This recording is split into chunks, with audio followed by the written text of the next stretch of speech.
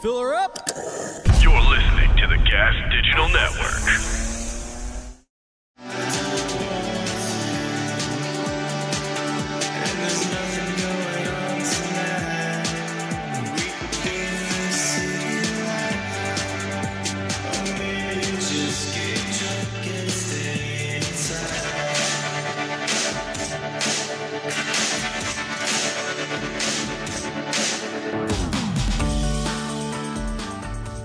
Good afternoon, Michael Malice here. Let that be your welcome for the next hour. We are breaking away from having our crossover Dave episodes because we have a special guest who has some information that I thought would be very timely, very pertinent, both about this lockdown. It's not a quarantine. Quarantine is when you have the people who are sick separated. Lockdowns when everyone is treated as if they're sick. And timely information both about how this is going to affect things long-term and social media and how they're controlling the spread of information. I'm speaking, of course, of my good friend, Ed Stringham, who is the president, Mr. President, Mr. President of the American Institute for Economic Research, AIER. You're also the author of Private Governance, the book Private Governance. And I'm very disappointed that in your Twitter bio, it doesn't have that you were the editor of Anarchy in the Law. And in fact, whenever people ask me, what's the one book they should read about anarchism, I don't point them to Rothbard, who I'm not well read at. I point them to your book, which I have right here on my shelf, signed to me, the hardcover. I love and that that's one. you. It's a masterpiece of a book because it describes, everyone has very sincere questions about anarchism, and they'll be like, well, what do you mean? How are contracts going to be enforced? What about the cops, national security? And you have an entire panoply of authors explaining their perspective on this worldview, but we're talking about something much more concrete today. Now, we had a phone call earlier this week, I think it was Monday, and you really had some stuff that's been happening with your organization and about combating some of the misinformation about this disease and this pandemic. And one thing you were talking about, which I almost couldn't believe I was understanding correctly, so I said, let's talk about this again on the show, is that the basis for much of this modeling was like a school project from some kid. I mean, it sounds like I'm misunderstanding what you're saying because it sounds so crazy. This is unfortunately true.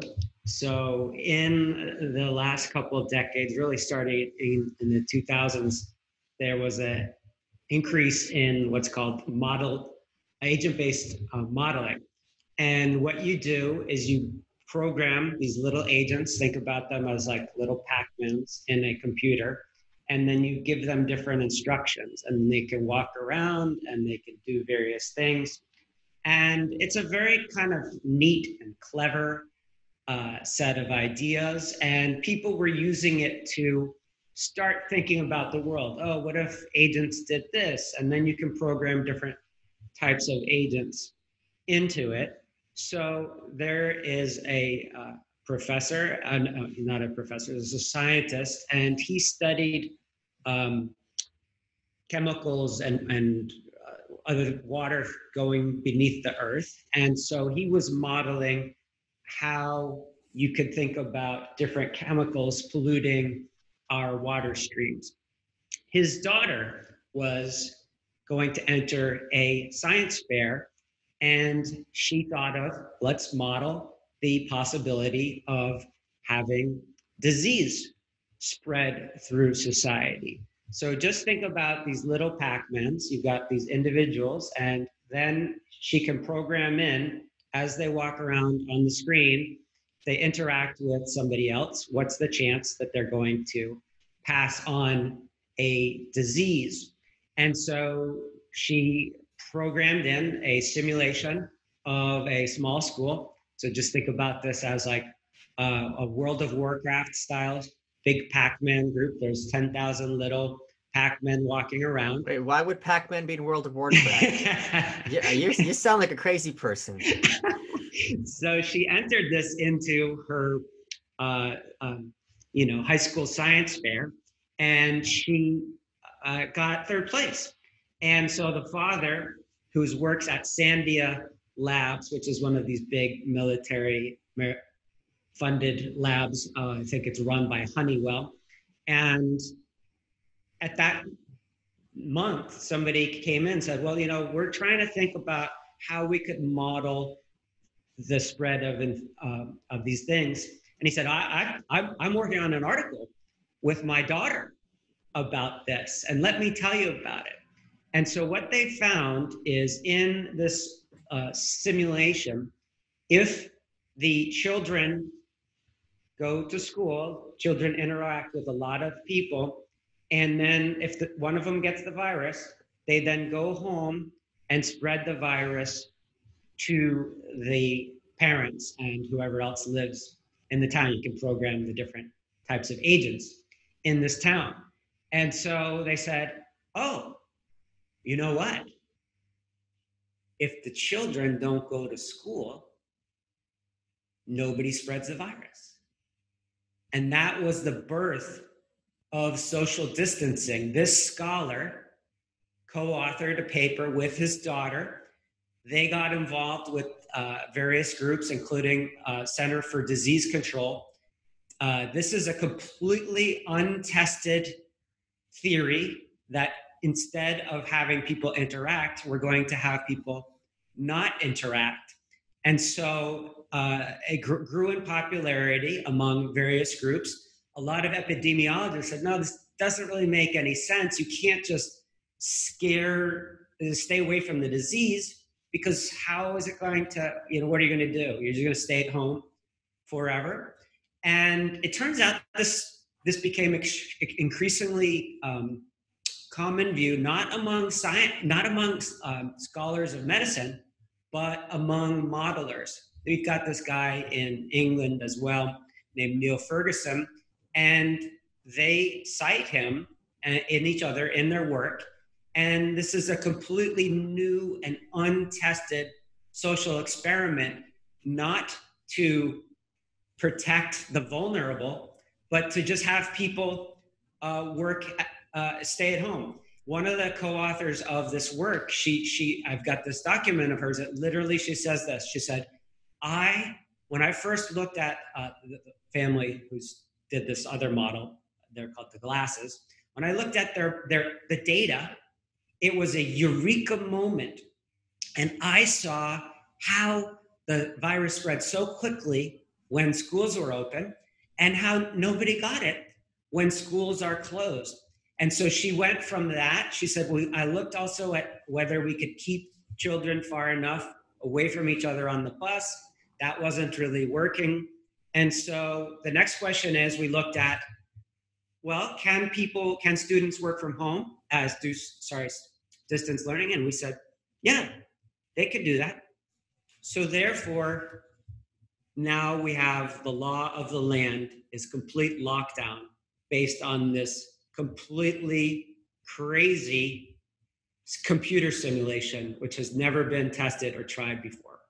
Let's play devil's advocate a little bit, okay? Yesterday, Secretary of the Treasury, Steve Mnuchin, was testifying in front of the Senate.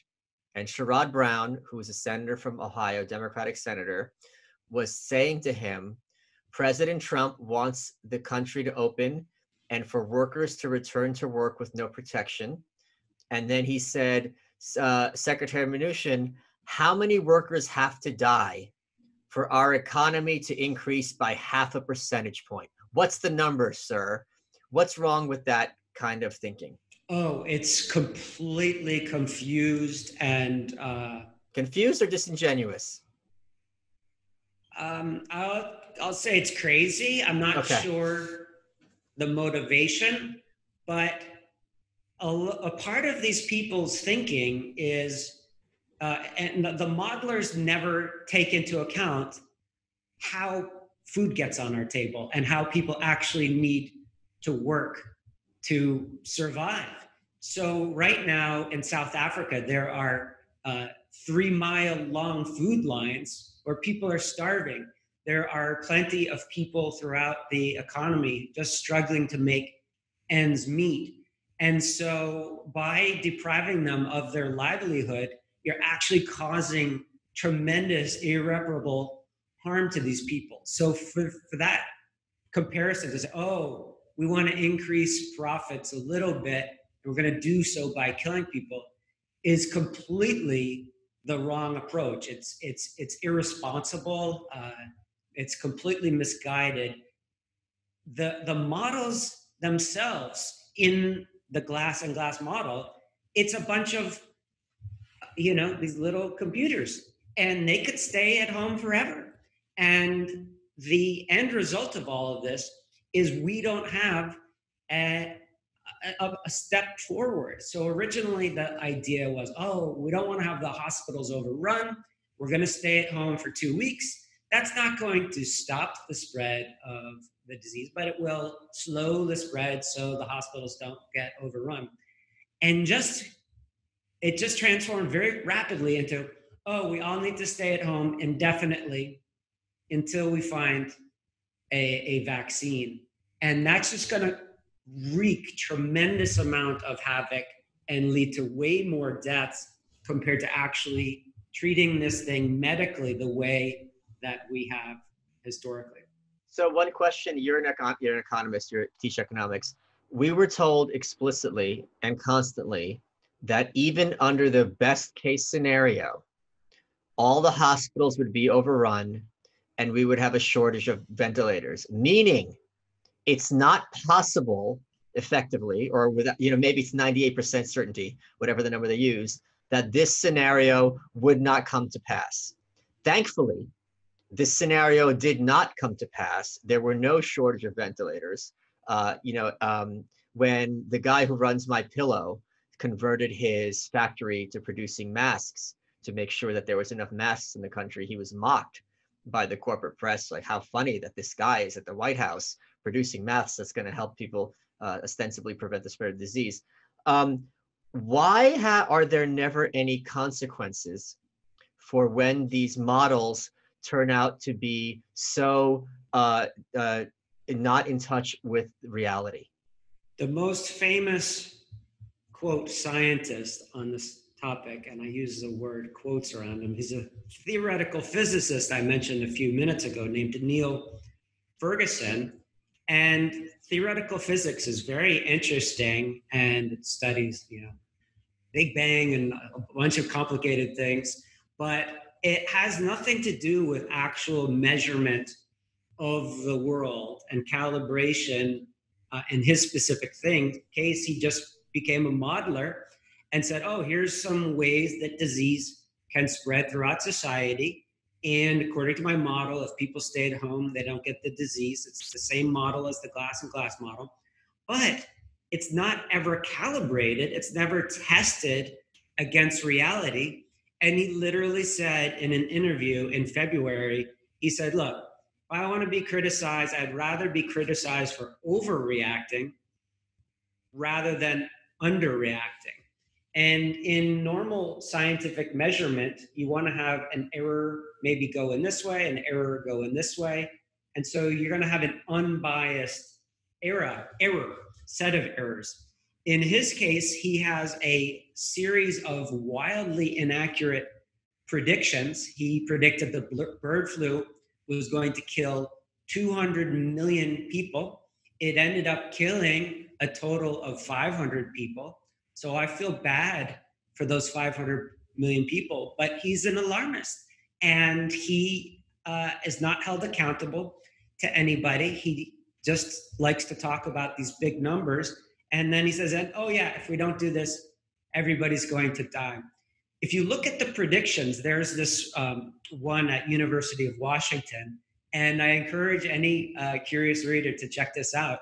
They, in the just a few weeks ago, had been predicting this huge surge of deaths in Sweden. As you know, Sweden has not had the lockdowns, and they were saying, don't have the lockdowns, there's going to be a huge shortage of hospital beds, ventilators.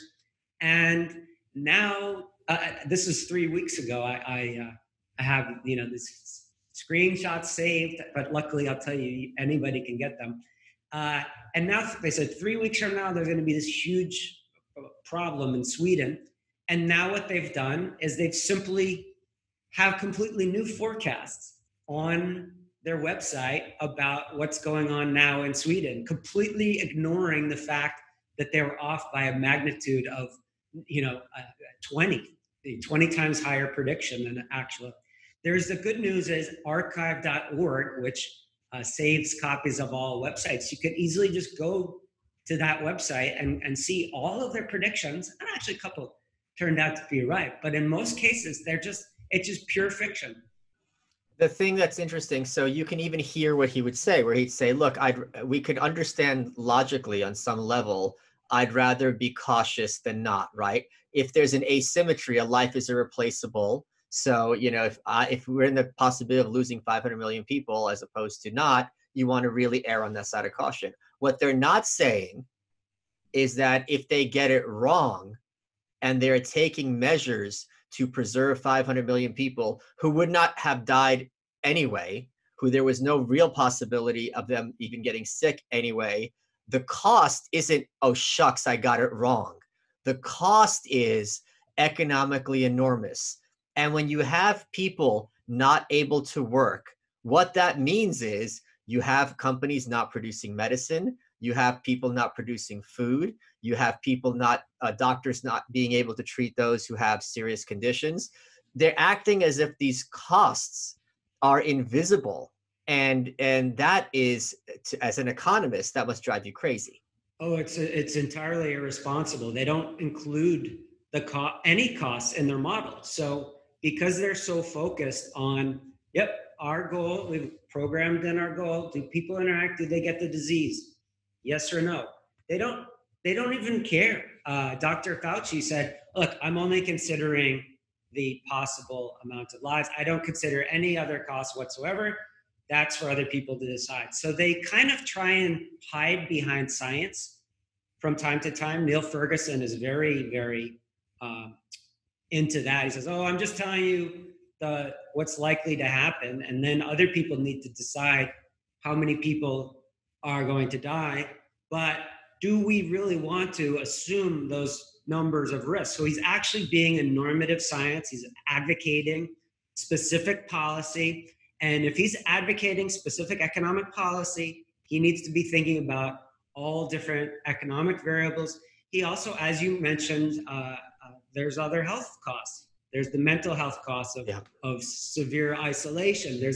There's people not getting vaccines. There's been a 60% decrease in HPV vaccines of teenagers or pre-teenagers. So now there's going to be cases of cancer later on among these teenagers because of this lockdown. This is not some hypothetical abstract thing. That this is data that physicians are reporting on. I talk about this a little bit in my book, and what this speaks to is this fetishization of data, which comes back to the early progressive era, but in fact even harkens back to before Galileo. So before Galileo and the geocentric model, where the Earth is the center of the universe, these people weren't morons.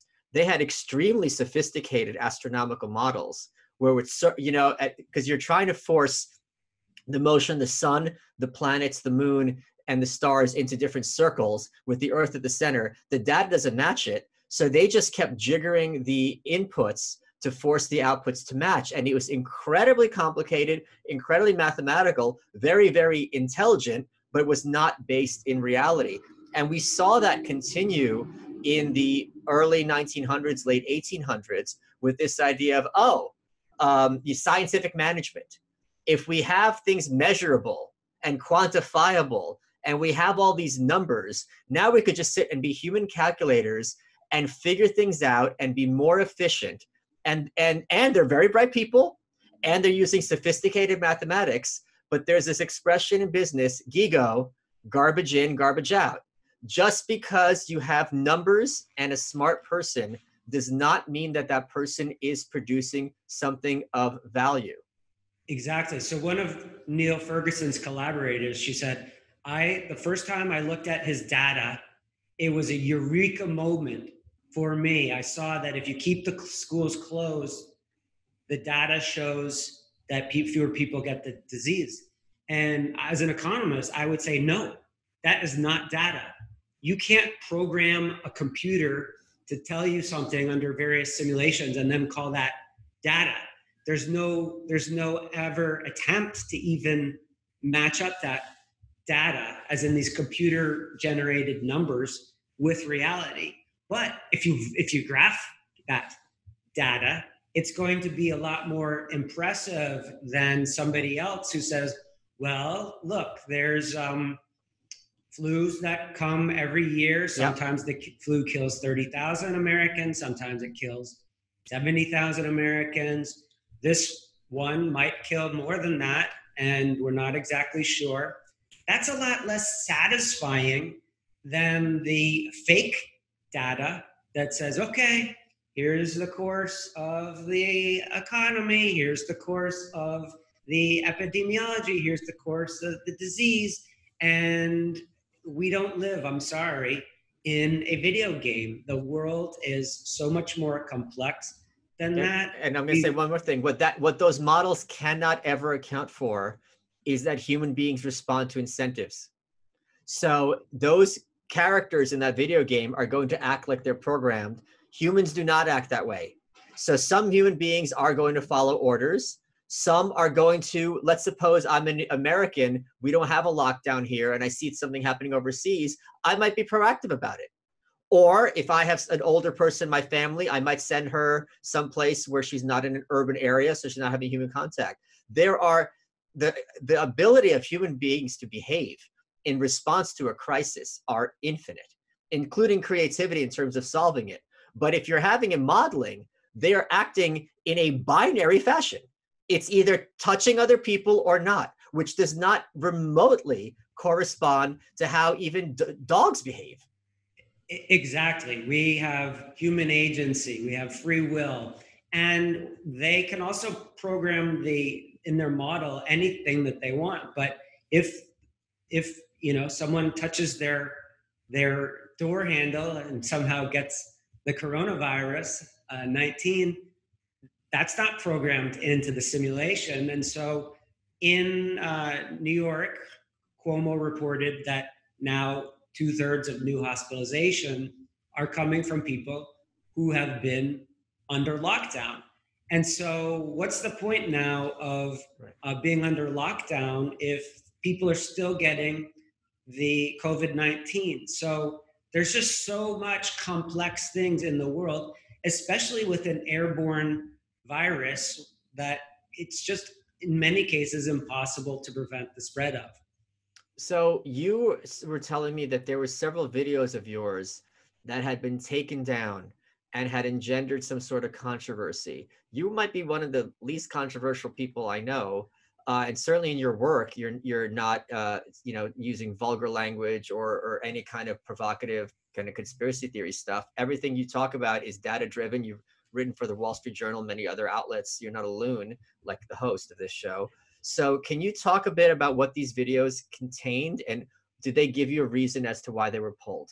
Sure. Well, there were not videos of me specifically, but there were videos that we had links to. And I'll tell you the outcome is we actually now have them on our website, so everybody can see them at the American Institute for Economic Research's website, AEIR. What's the AEIR.org? Yeah. So various different scholars who had different ideas. What we would do is make a transcript of an interview with a doctor, including a Nobel laureate from Stanford. And so we have different people who are able to share their ideas. One of them is from New York here, and his name is Knut Witkowski. And he is a PhD who takes a different position from the mainstream media at this point. But let me just make that clear. I want to make that point. He's a PhD. Yeah. This isn't like your friend.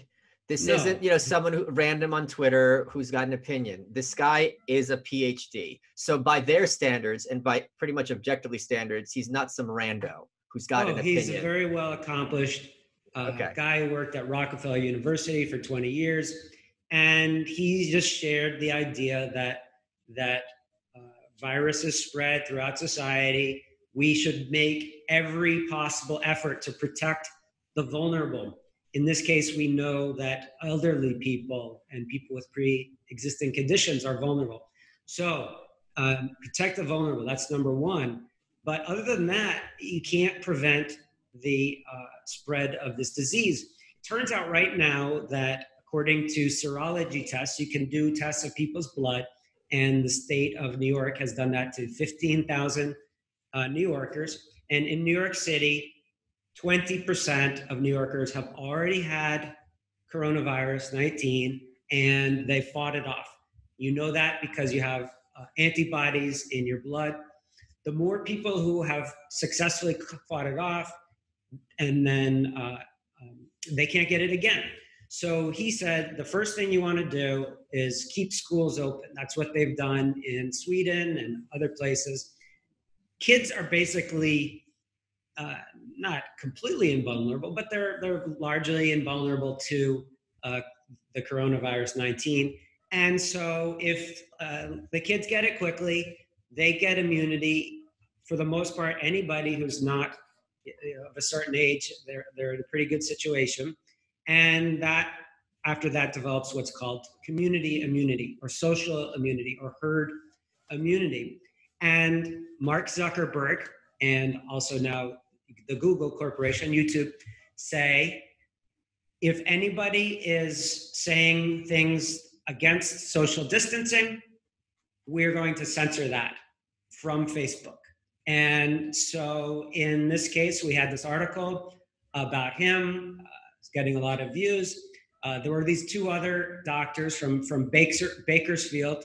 They made some statistical, I would say, errors in their use of statistical inferencing. But their video, I think, was very, very interesting, well-reasoned about their experience. Well, let me ask you. So they weren't using words like libtard or drumpf.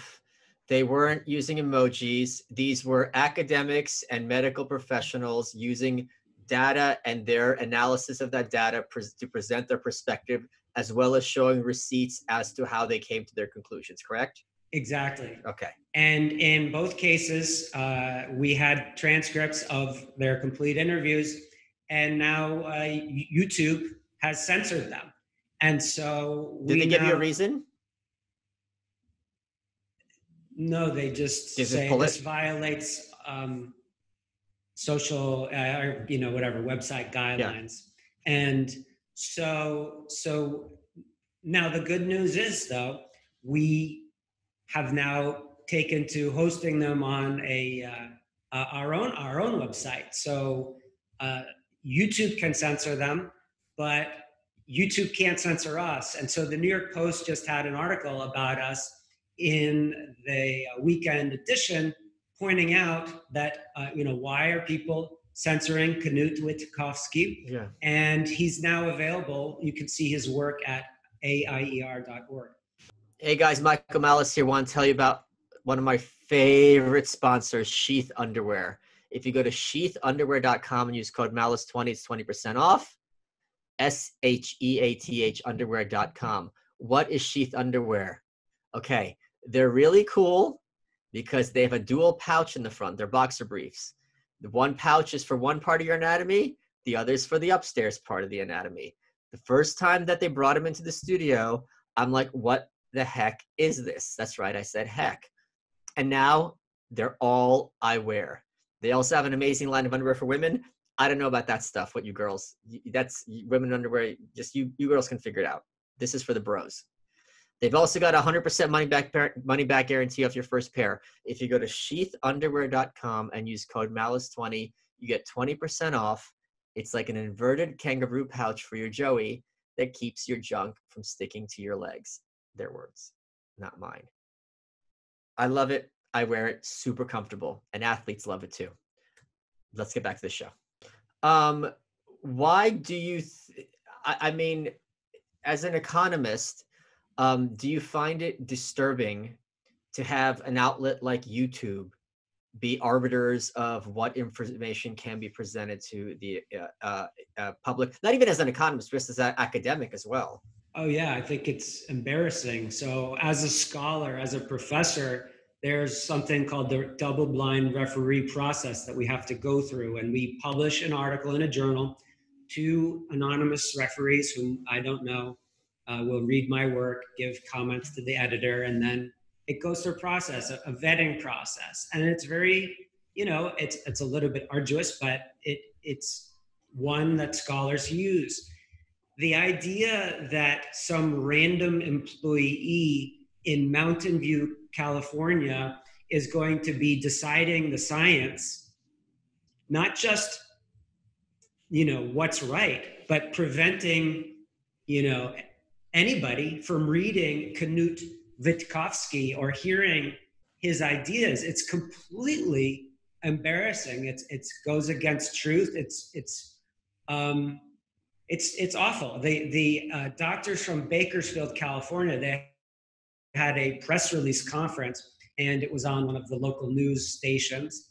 And now Google, YouTube is saying, nope, we do not allow this TV station to air these ideas. And so it's not a discussion of, and I would debate one of their statistical inferences as well, but that's not the point. And that was only one small point of the entire video. And then next thing they had a follow up. These one of the Bakersfield doctors that's censored as well, and now that's on AIER.org. And now the interesting news is the result of this is our website traffic is soaring. It's now ahead of DonaldJTrump.com. It's ahead of Huffington Post, American Civil Liberties Union. I think a lot of people are starting to have a questioning of this mainstream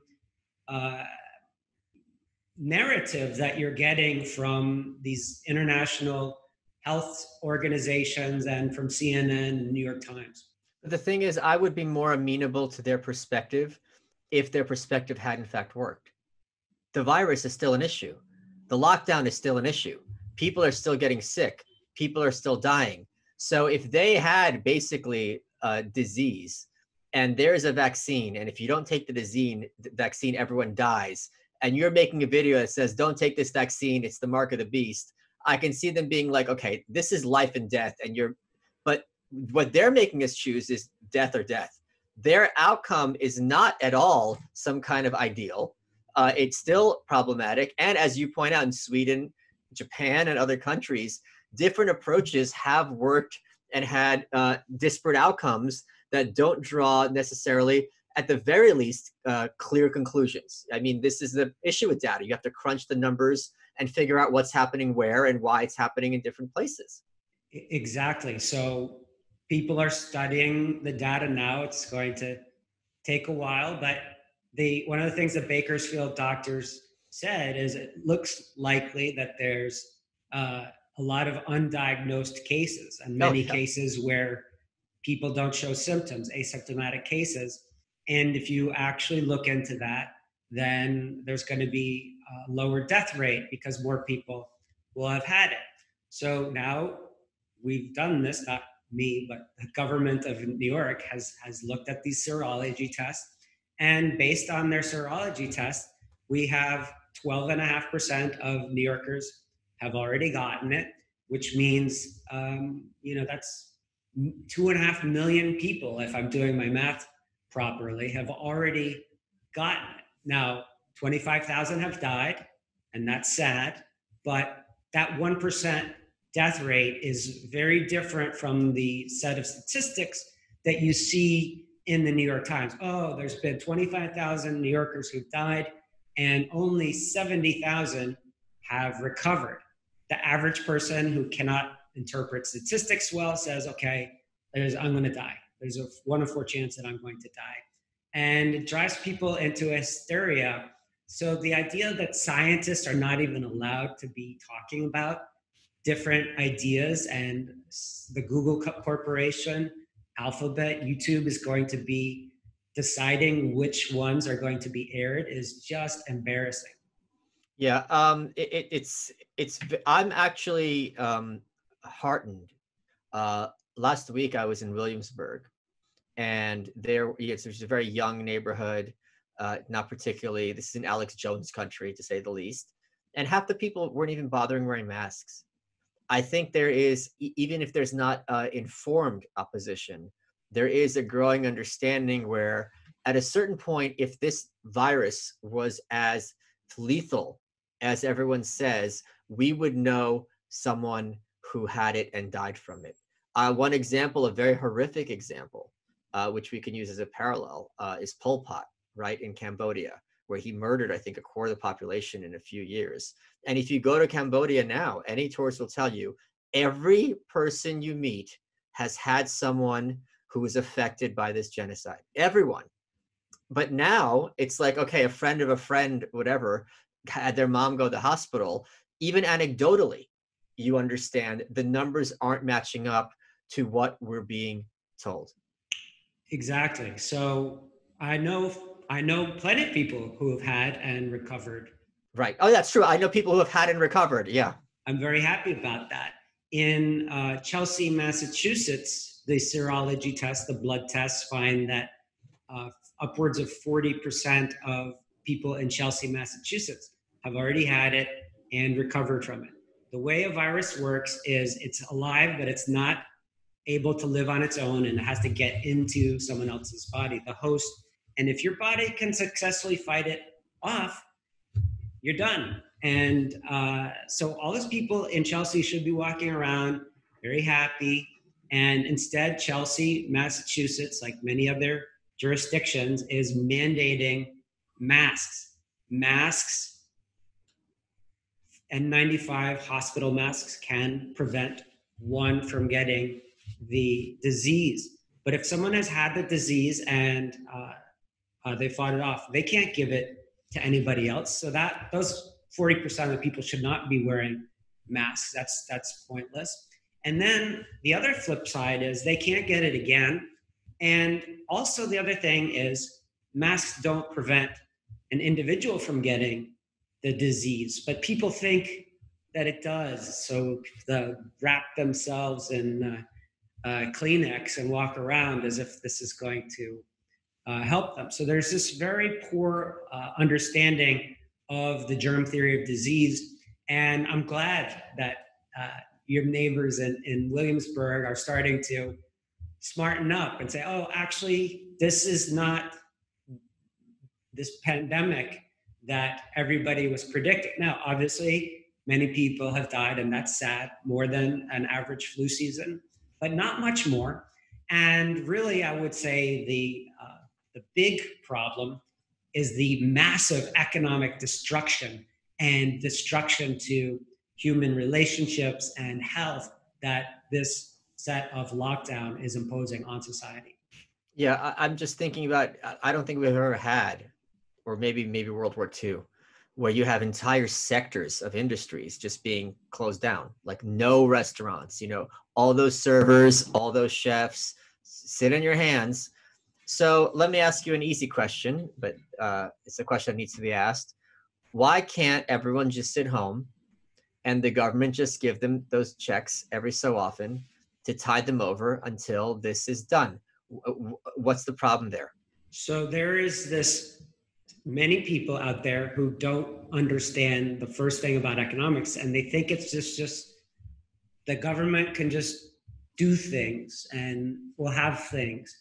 The reality is we, the individuals, we the people, have to produce things. We need to have a farmer growing the crops. We need to have a meat grower growing the animals, and then we need to have all sorts of food distribution networks. Do you not know where meat comes from? No. A meat grower? Yeah. Where does it come from? He plants the bones. The farm. He plants the bones, and then he waters it with blood, and then a cow comes out. Yeah. Okay, good. So you grow the meat in the tube, and then you need the meat distribution system. Yeah. And it's very complicated. And right now there's tons of pork that are just being killed because the slaughterhouses are closed. And it's, a problem now, but it's going to become a much bigger problem moving forward for people who are already don't really have a great amount of food supply. As food prices start going up, that becomes more and more problematic. And people just sitting around all the time, that's not going to be good for them either. And so there's this kind of crazy worldview that shows up in D.H. Lawrence. One of the characters says, oh, industry exists to fuel more industry. So it's this mythical view of the world. We don't need that. We don't need profits. We could just have the government directing things. But as the economist Ludwig von Mises pointed out, under socialism, they never described how the roast chicken is going to fly into the mouths of comrades. And so it's exactly the same thing here. We've got these unrealistic views of the world. Government's just going to pay people to be unemployed, and we're still going to have things in society. Just not an option. Yeah. As an economist, I've been very because a lot of times people are talking getting back to normal, and I've been very concerned about the medium term, because even when this ends tomorrow, it's not like, well, okay, back to normal. I mean, these things, the spending and the people out of work, they have to work their way through the system. Do you have any, in your opinion, what is the most likely result? Are we looking at a depression? Is there any possibility things are going to get back to some semblance of normalcy by the end of the year? How do these things work? So one of the biggest problems is if a woman with children wants to go back to work, she now can't find a daycare because all the daycares are shut down. And so that's been really disruptive for females, poor people. 1 out of 3 has now lost their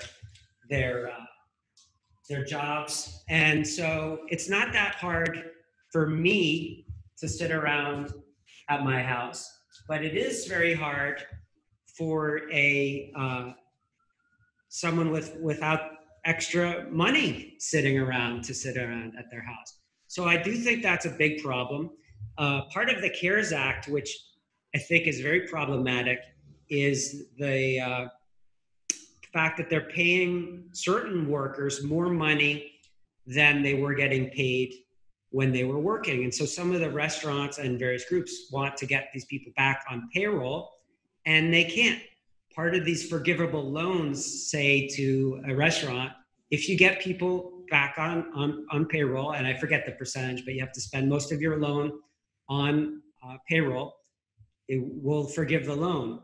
Instead, they can't get back their workers, or the restaurant's shuttered, and now they can't do that, and now they're going to have this huge amount of debt rather than a forgivable loan. So that's really going to be problematic. I feel bad for the low-income people the most. I think they're going to be hit the worst. It's really the privileged college professor who can sit around and say, well, I don't want to go outside, and nobody else should as well. And that's completely unfair. Now, here's the good part. In places like Georgia, they reopened a few weeks ago, and people were predicting, oh, it's going to be chaos. It's going to be the worst thing in the world. Wisconsin Supreme Court just the other day said the government doesn't have the authority, these bureaucrats, to just shutter all business. And they declared the lockdown illegal, and people are predicting mass chaos in the next couple of weeks. Well, the coronavirus has not caused mass chaos in Georgia. I wouldn't be surprised if the same thing happens in Wisconsin. Now, it could go there. It's going to go throughout the United States. It just happened to be here first in New York, spreading very quickly. It'll probably go, to the rest of upstate New York and to Ohio and everywhere. So I do think there's going to be the spread of this virus, whether we like it or not. But I do think that people are going to realize it's not this, everyone's dying set of assumptions. And so a lot of corporations are now opening up production. Many of the states have said, okay, non-essential businesses can open up. And so I wish that had always been the case. I think it's a disaster that they've done this to people. it went from 2 weeks stay at home to, indefinitely stay at home. Yeah. Can you discuss a bit? There have been a lot of articles about how the universities have been handling this and how a lot of them are switching to distance-based learning and they're not even dropping their tuition rates. And some students are pushing back against this. And it's been a very curious approach. And being someone who's had a long career in academia, I'm curious how you are perceiving this. Sure, yeah. I used to teach at a school which had in-person students. That was the majority of their students for this MBA program. And they paid the full price. And other students who wanted to pay much less could do the classes online. And so there was a major difference in what the students got out of the class. And as a result, there was differences in price. And some students are willing to not have the same experience for a lower cost. And that's great. That's fine. Good for them. But a lot of places charge $75,000 per year. That's $300,000 for a degree.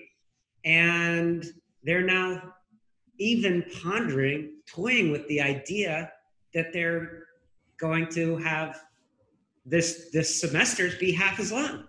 Or many of the professors are just not going to show up. And these students who are paying $300,000 have to hope that the class is in person. So I think that's going to actually turn off a lot of students if they know that they can get a high quality online education for 1/10 the cost. Why are you paying the full price for a service that you're not getting? I think it's going to really be dangerous to the schools that think that they can continue charging the high price and not provide any service. But don't you think maybe long term that's a good thing? I would happen to agree that there's a lot of misinformation coming out of colleges that have become really politicized, unfortunately. But I do think there's a lot of value that college gives to students of learning how to socialize, live on one's own without one's parents, networking, and I think a lot of that cannot be replaced. The Bill Gates people have been talking a lot about online education for years, and it's interesting that it is also some of the same people he's been donating to are saying, oh yeah, distance education, it's fine. Kids don't need to go to school. Just have them sit at home. They can play World of Warcraft. With Pac-Man. Yeah. Good. I think that, we've been programmed by our genes for, tens of thousands of years. I don't know how old the human species is, but we've been growing up under certain settings, and the idea that we can just, within 14 years, when we first started thinking about social distancing, just decide, okay, no more schools. That's just a recipe for a disaster. If you are talking to one of my listeners who has a friend who's freaking out about this virus and doesn't understand economics, what the few things would you tell them to impart or have them try to impart to get that person to have a more realistic understanding of the situation that we're in? So there's two main reasons I see for optimism. I'll talk about the health ones for a couple minutes, and then I'll talk about the economic ones. The first one is, it is a deadly disease, but it's not that more deadly than the flu. The flu can kill a lot of people, and this one looks like it's going to be killing more people than the flu. Flu's around every single year, and a lot of people die, and we're in a similar situation. So from that perspective, we don't need to be that worried. In terms of who it targets, unfortunately, it targets people who are close to the end of their life. It often will target somebody who's close to their deathbed. So most of the victims of this disease are really people who have underlying health conditions and who are old. In terms of the average person, that means it's not that much of a risk. If one is in college, there's basically no risk I mean, there's some risk, but very, very small risk of this disease. So I think when we get back up and running, it's going to be like, okay, all right, yeah, I could get hit by a car. Lots of people die from lots of things, but it's not 5 million people dying the way these completely wrong predictions were. So that's good. That's one reason for optimism. The other reason I would say for optimism is companies believe that they can get back up and running again. And the biggest indication of that, this being true, is stock market prices. There is this thing called the VIX, which is a measure of implied volatility of stock market prices. And when there's a lot of volatility, this number gets high. It went up to a record high, it's 80. Over the last few weeks, the VIX has gone down a lot now to below 30. So investors are predicting that this pandemic is not going to be as bad as many people had been saying. That VIX price, for maybe not random reasons, but it happens to be correlated with number of countries with severe increases in COVID-19 cases. So as it's shown to not be spreading around the world so quickly, the VIX price has been going down. Another thing that's been good is stock prices. A lot of people don't understand why stock market prices might rise, and they say, oh, people are bad, they're just caring about the profits over the death rate. Well, stock market prices are the best current estimate of future profitability of corporations. And the fact that the economy is not getting decimated because of this disease that's killing everybody, I think is a good sign for optimism. And that's why we've been seeing a lot of recovery of prices over the last few weeks. Now, who was the name again of the British guy? Neil Ferguson. So Neil Ferguson, there was some interesting things about how he treated himself with regards to this illness. Can you talk on that for those of us across the pond who don't know about it? Sure. So he is one of the main architects of lockdown. In England, Boris Johnson had been saying we're going to follow the previous approach that they've always followed of it will spread throughout society, as it always does, and eventually enough people develop immunity, community immunity. Ferguson said, no, we can't do that. This is going to be worse. This is going to be the worst virus we've ever heard of. And so he convinced the prime minister to implement lockdown. In England, it says no people can go. You can't go outside. If you have a girlfriend, you can see her if you live with her, but you can't see a girlfriend if you don't live with her. And now, meanwhile, he did get coronavirus, and so he went into isolation. And after 11 days, he decided he had enough. He decided he was going to defy the law and say, no, we can't live like this. And meanwhile, he had his girlfriend. He's married with a child, but his girlfriend, who's also married with 2 children, she said, I can't stand this anymore. It's ruining my marriage, and I'm going to defy the lockdown, and I'm going to continue on my affair. So he went out. They went out. She visited him, even though he just had tested positive of COVID for 11 days earlier. And a lot of people said, oh, that hypocrite, he's spreading COVID. He's terrible. He's exposing her children to COVID. He's exposing her husband to COVID, his wife to COVID, his child to COVID. But it turns out, if you study the way viruses work, if you develop the disease and you fight it off over a period of 10 days after symptoms arise, then one is has immunity. And so he said, it's not a problem at all. So he took matters into his own hands, and he defied the own lockdown that he was advocating, because he knew that the lockdown was harmful, and he knew that the lockdown was morally disturbing to him and to his girlfriend. So it is an interesting set of choices that the rules should apply to everybody else under the threat of the law, the police, but not to lockdown architect Neil Ferguson. Ed, we're running out of time. What has been your favorite part of this interview?